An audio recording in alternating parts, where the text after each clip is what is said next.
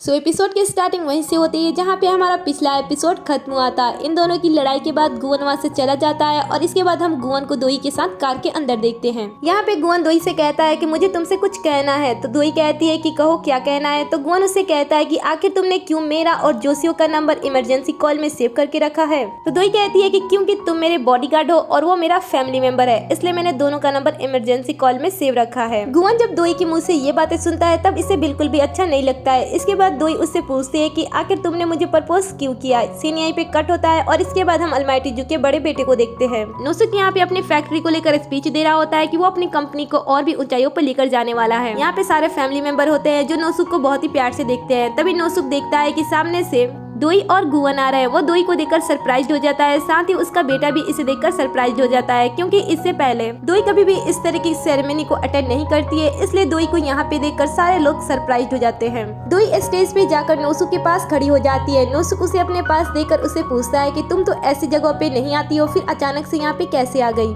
वैसे मैं कंपनी की ये सारी चीजों को बहुत ही अच्छी तरीके से हैंडल कर रहा हूँ, तो तुम्हें यहाँ आने की कोई जरूरत नहीं थी। ये सुनने के बाद दोई नोसुक से कहती है कि अब आपको ज्यादा दिन तक नकली चेयरमैन बने रहने की कोई जरूरत नहीं है क्योंकि मैं बहुत ही जल्द शादी करने वाली हूँ। दोई की शादी के बाद जैसे ही ये सारे लोग सुनते हैं ये पूरी तरह से सरप्राइज हो जाते हैं। उसके बाद दोई कहती है कि मैंने शादी की कार्ड नहीं बनवाया है जल्दी में, इसलिए मैं आपके पास ही आकर इस खबर को दे रही हूँ। आफ्टर ऑल आप लोग ही तो मेरी फैमिली हो, इसलिए शादी में जरूर आना। इतना कह के दोई यहाँ से जाने लगती है। जब वो स्टेज से नीचे उतर रही होती है तब वो देखती है कि गुवन आसपास कहीं नहीं है। तभी उसकी नजर उस किलर पे पहुंचती है और गर्दन के निशान की वजह से दोई उसे एक बार में ही पहचान लेती है। उस किलर को देखने के बाद दोई धीरे धीरे डरते आगे बढ़ती है। तभी कंपनी के लोग सेलिब्रेट करने लगते हैं, जिसकी आवाज सुनकर दोई डर जाती है और गिरने वाली होती है। तभी गुवन आकर उसे बचा लेता है और उसके हाथ के बैंडेज को ठीक करते हुए उससे पूछता है कि तुम्हारा ध्यान कहाँ है, तुम इस तरीके से क्यों बिहेव करती हो, इस तरीके से तुम गिर जाती। अब ये दोनों फिर से एक दूसरे की आंखों में देखने लगते हैं। सीन कट होता है। उसके बाद हम दोई को उसके शादी के ड्रेस में देखते हैं। यहाँ पे हम दोई को उसके शादी के ड्रेस में देखते हैं और दोई यहाँ पे अपने ही कंपनी के ड्रिंक के लिए वीडियो शूट कर रही होती है और वो कह रही होती है कि इस ड्रिंक से मुझे बहुत ही ज्यादा फायदा होता है, इसलिए मैं इस ड्रिंक को कभी भी स्किप नहीं करती हूँ। अगर आपको हमेशा ऐसे ही वीडियो देखनी है तो प्लीज चैनल को सब्सक्राइब करें, वीडियो को लाइक करें और कमेंट करें। इसके बाद दोई कहती है कि क्या मुझे ये सब करना जरूरी है। तो कंपनी से आया हुआ लड़का उससे कहता है कि आजकल यूट्यूबर ऐसे ही वीडियो को शूट करते हैं। इस लड़की के साथ कंपनी वाली लड़की भी होती है। दोई को इस तरीके से देखकर उसे बिल्कुल भी अच्छा नहीं लगता है क्योंकि वो गुवन को पसंद करती थी। इसके बाद मिसिन दोई को बताती है कि आज तुम्हें शादी में ये सारी चीजें करनी है, तुम्हें डांस करना है, तुम्हें एक्सचेंज रिंग करना है और भी बहुत सारी चीजें हैं तुम्हें शादी के दौरान करना है। मिसिन शादी के दौरान दोई को बहुत सारी चीजें करने के लिए कहती है। दोई इतनी सारी चीजों को देखकर उनसे पूछती है कि क्या इनमें से हम कुछ कम नहीं कर सकते हैं। तो मिसिन कहती है कि आप इनमें से कुछ भी स्किप नहीं कर सकते हो क्योंकि ये सारी चीजें अलमाइटी जू चाहती है, इसलिए आपको ये करना होगा। इसके बाद मिसिन यहाँ से चली जाती है। उसके बाद ऑफिस से आया हुआ लड़का दोई से कहता है कि मैम आज आप बहुत ही ज्यादा खूबसूरत लग रही हो।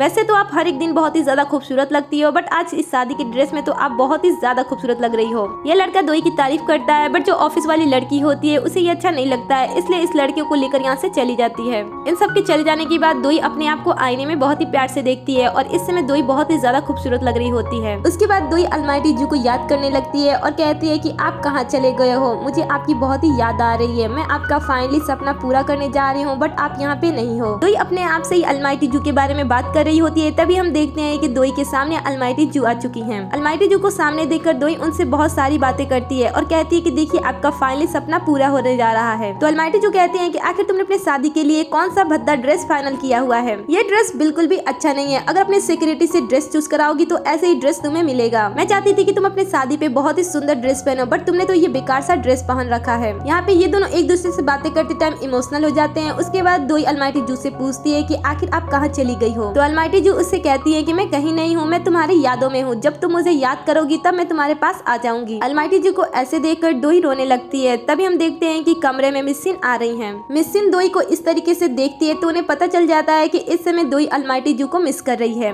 इसके बाद मिसिन दोई से कहती है कि चलो रेडी हो जाओ, हमें अब निकलना है। जब दोई बाहर हॉल में आती है तब वो देखती है कि यहाँ पे उसकी सारी फैमिली है। उन्हें देखकर वो कहती है कि मुझे नहीं लगा था कि आप सब यहाँ पे आओगे। तो नोसुक कहता है कि हम कैसे नहीं आते, आखिर तुम हमारी बहन हो और हमारी बहन की शादी हो रही है तो हमें तो आना ही था। अब इसके बाद हम दोई को स्टेज पे जाते हुए देखते हैं और यहाँ पे हमें पता चलता है कि दोई की शादी गुवन से हो रही है।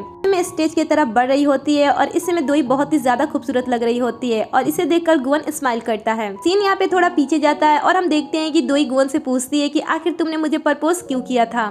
तो गुवन कहता है कि मैं नहीं चाहता हूँ कि तुम मर जाओ और यहीं पे दोई डिसाइड कर लेती है कि वो इससे ही शादी करेगी। सीन प्रेजेंट में शिफ्ट होता है और यहाँ पे हम इन दोनों को प्रॉमिस लेते हुए देखते हैं।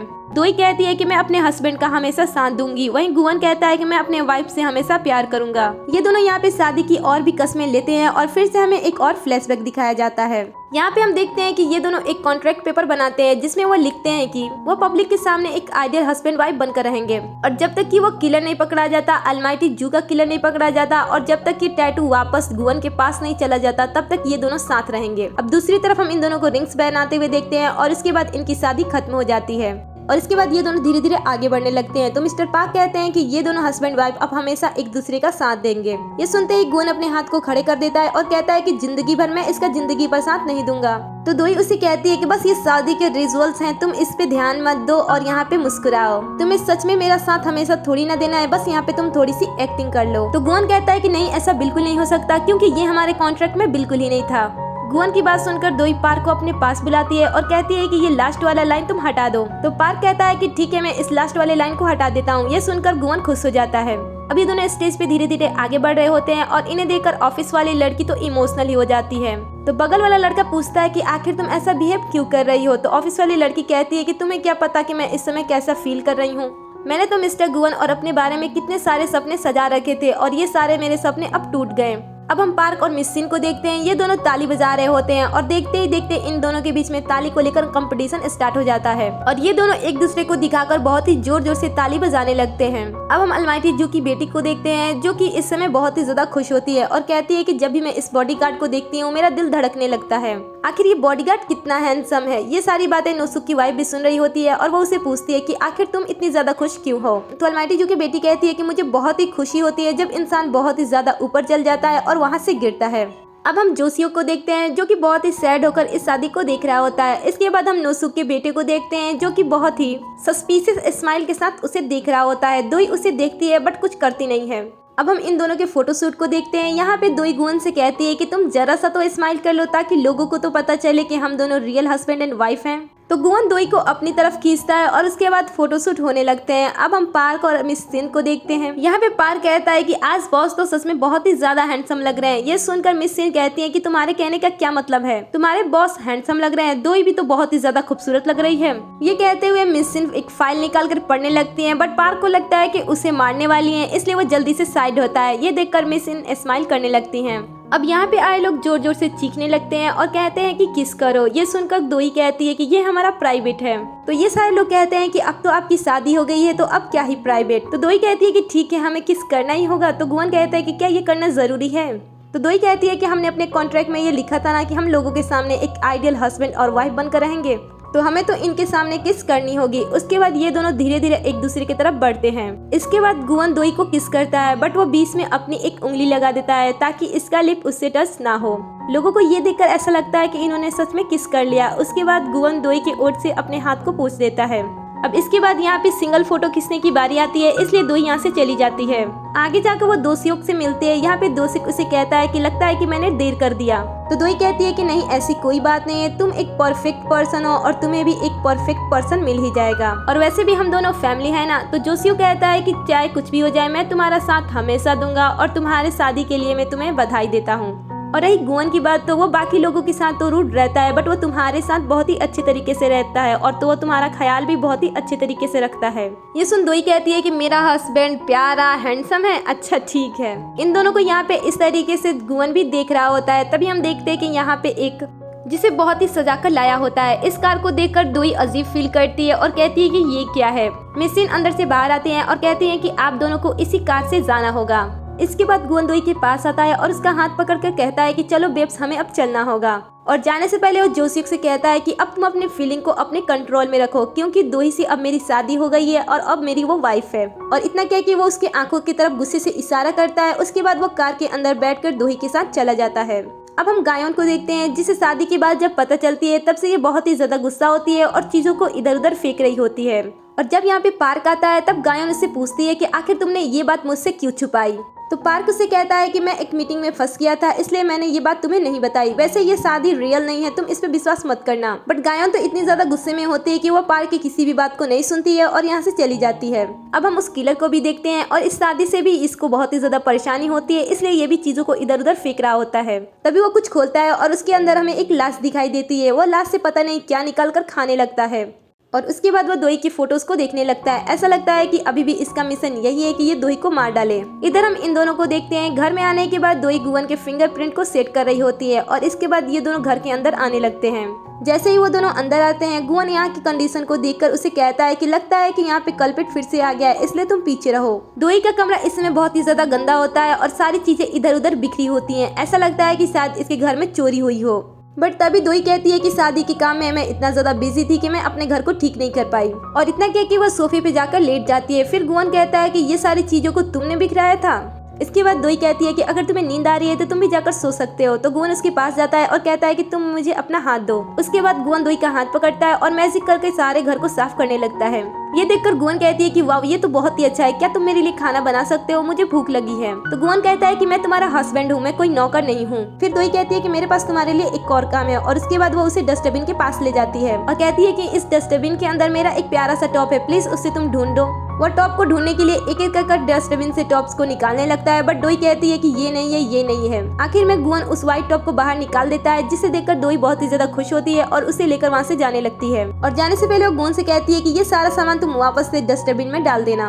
अब इधर हम जोशियो को देखते हैं, जो कि अपने कंप्यूटर में बैठ के काम कर रहा होता है। तभी उसे कुछ ऐसा मिलता है जिसकी वजह से वो किसी के पास कॉल करता है और कहता है कि तुम मुझे इसका इन्फॉर्मेशन ला के दो। इधर हम दोई को देखते हैं, जो कि नोसियो के बेटे के बारे में सोच रही होती है। तभी वहाँ पे गुवन नहा कर निकलता है। उसे देखकर दोई उसे पूछती है कि क्या तुमने नहा लिया। तो वो बोलता है कि तुम्हें देखकर पता नहीं चल रहा है कि मैंने नहा लिया। और फिर गुवन दोई से पूछता है कि क्या तुमने नहा लिया। तो दोई कहती है कि हाँ, मैंने भी तो नहा लिया है। अब ये दोनों एक दूसरे को ऐसे देखकर थोड़ा ऑकवर्ड फील करते हैं और उसके बाद ये दोनों अपने कमरे में जाकर सो जाते हैं। रात को सोने के टाइम गुवन को वह सपना फिर से आता है, जहाँ पे वो एक लड़की को देखता है, बट वो उसके फेस को देख नहीं पाता है। और फिर सुबह हो जाती है। सुबह जब वो उठता है तब उसे अजीब सी आवाजें सुनाई देती है। ये सुन के जब वो बाहर आता है, वो देखता है कि दोई बहुत ही अजीब तरीके से नाश्ता कर रही है, जिसे देखकर गुवन स्माइल करने लगता है। इसके बाद दोई गुवन से कहती है कि रात भर मुझे अच्छी से नींद नहीं है, इसलिए मैं अभी खा रही हूँ। वैसे क्या मैं इसमें प्रिटी लग रही हूँ। तो गुवन कहता है कि नहीं, ऐसा बिल्कुल नहीं, तुम ऐसा बिल्कुल भी नहीं लग रही हो। उसके बाद दोनों एक पास बैठते हैं और कल्पित के बारे में बात करते हैं कि वो उसे कैसे पकड़ेंगे। गुवन यहाँ पे दोई से कहता है कि तुम जोशियो के बारे में मुझसे बिल्कुल भी बात मत करना, क्योंकि वो मुझे बिल्कुल भी पसंद नहीं है। वैसे अभी क्या कोई ऐसा पर्सन है जिसपे तुम्हें शक हो रहा है। तो दोई कहती है कि नोसुक का जो बेटा है, मुझे उस पे शक हो रहा है। सीन कट होता है। अब हम नोसियो के बेटे को देखते हैं। यहाँ पे एक इंसान के साथ वो बॉक्सिंग कर रहा होता है और ये करते टाइम वो अपने दोस्त के गले को दबा देता है और ऐसा लगता है कि ये अब मरने ही वाला है। अब हम इन दोनों को फिर से देखते हैं। यहाँ पे गुवन दोई से बोलता है कि और कितना टाइम लगेगा। तो दोई कहती है कि बस मैं आ रही हूँ। ये दोनों कहीं पे जाने के लिए रेडी हो रहे थे और दोई ने अपना पूरा फेस ग्लव्स एंड स्कार्फ से कवर कर लिया होता है। गुवन उसे ऐसे देख के उसे पूछता है कि आखिर तुम कर क्या रही हो, इन सारी चीजों को जल्दी से उतार दो। तो दोई इन सारी चीजों को उतार देती है और इसके बाद ये मैजिक कर उस जगह पे जाके पहुँचते हैं जहाँ पे नोसुक का बेटा है। ये दोनों मैजिक करने के बाद वॉशरूम में आते हैं और तभी वहाँ पे नोसुक के बेटा भी आता है, इसलिए ये गेट बनकर शांत हो जाते हैं और वो आके अपना मुंह धोने लगता है। जोगन के पीछे उसके कोच भी आते हैं और उसे कहते हैं कि तुम आज क्या कर रहे थे, ऐसा लग रहा था कि जैसे तुम उसे मार ही डालने वाले हो। तभी जोगन उनकी तरफ बहुत ही गुस्से से देखता है और इसका ये फेस देखकर कोच यहाँ से चले जाते हैं। यहाँ से जाने के बाद जोशी कार के अंदर बैठकर यहाँ से चला जाता है। इसके पीछे ये दोनों भी आते हैं और देखते हैं कि ये कहाँ पे जा रहा है। दोई गुवन से मैजिक करके कहती है कि तुम उसका पीछा करो। तब गुवन कहता है कि अगर मैं ऐसा करूंगा तो हम दोनों उस ट्रक के नीचे आ जाएंगे, इसलिए अब ये दोनों टैक्सी से इसका पीछा करते हैं और दूर से ही इस पे नजर रख रहे होते हैं। गुवन कहता है कि अब इन सारी चीजों को बंद करो, हमें अब चलना चाहिए। दोई कहती है कि नहीं, बस थोड़ी देर और रुको, हमें इस पे ध्यान देना होगा। तभी गुवन पास में किसी को कॉफी पीते हुए देखता है और कहता है कि मुझे कॉफी पीनी है, मुझे जाने दो। लेकिन दोई उसे यहाँ से नहीं जाने देती है और कहती है कि मेरे साथ चलो। गुवन उसे अपनी तरफ खींचता है और दोई उसे अपनी तरफ ले जाने के लिए खींचती है। फिर वो आगे बढ़कर उसका पीछा करते ही रहते हैं और दोई देखती है कि गुवन के हाथ में कॉफी है। इसने मैजिक से कॉफी अपने पास ही मंगा ली। ये दोनों इसका पीछा करते करते सबवे के फोटो रूम में चले जाते हैं और यहाँ से इस पे नजर रखते हैं। यहाँ पे ये उसी लॉकर लॉकर को ओपन करता है जिस लॉकर में किलर ने सामान रखा था। बट जब इसे ओपन करता है तब इसे इसके अंदर कुछ नहीं मिलता है, इसलिए गुस्सा होकर वो इसे बंद कर देता है। और जब वो पीछे मुड़ता है तब वो देखता है कि इस पे कोई नजर रख रहा है और वो इन दोनों की तरफ बढ़ने लगता है। यहाँ पे दोई गुवन को अपना हाथ दे देती है और कहती है कि तुम जल्दी से मैजिक करना। बट यहाँ पे गुवन का मैजिक काम नहीं करता है और इनकी फोटोज क्लिक होना स्टार्ट हो जाती है। ये धीरे धीरे इन दोनों की तरफ आगे बढ़ रहा होता है। तभी गुवन दोई को किस कर देता है। दोई को समझ नहीं आ रहा होता है कि इस टाइम वो क्या करे, इसलिए वो चुपचाप शांत रहती है। और ये एपिसोड यहीं पे खत्म हो जाता है। वेल, नेक्स्ट एपिसोड के लिए चैनल को सब्सक्राइब करें एंड अभी तक आपने बाकी वीडियो नहीं देखा है तो उसे भी प्लीज आप सब देख लो।